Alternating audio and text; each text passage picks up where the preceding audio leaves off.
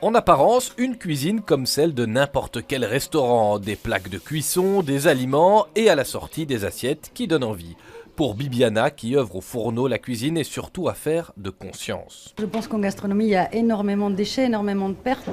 Voilà, je trouve qu'il faut être conscient de ce qu'on fait, de ce qu'on propose et du processus dans l'entièreté. Et de la conscience, on n'en manque pas dans cette équipe, au point de collecter les ingrédients qui ailleurs seraient simplement jetés. Là par exemple, vous avez la poudre d'asperges. La saison des asperges, il me semble que c'est fin avril, début mai.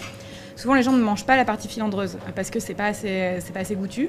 Nous on va déshydrater, le réduire en poudre et on peut mettre un petit goût d'asperges toute l'année dans les plats sans utiliser des asperges fraîches. Et on fait ça avec à peu près tous les produits. Un restaurant qui fait du bien aux papilles et à la planète. Récemment, il a décroché un label certifiant la faiblesse de ses émissions de CO2, résultat d'une recette que la patronne veut bien partager. Produits de saison, locaux, on essaye de faire une cuisine qui est plutôt dictée par les producteurs en fonction de ce qu'ils ont au champ. Chez nous, vous ne trouverez jamais de concombres, de courgettes ou de tomates en ce moment et c'est très important.